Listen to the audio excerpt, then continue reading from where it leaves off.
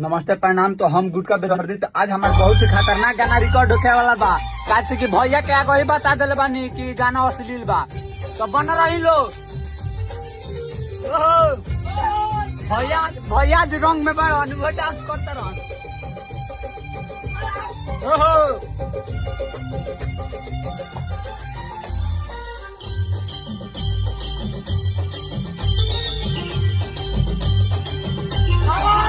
तारा छेदा में लबेदा हमारी जात नइखे।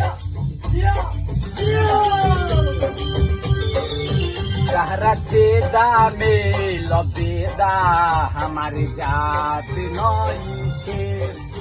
तारा छेदा में लबेदा हमारी जात नइखे। तू तनिको नाचिलैलु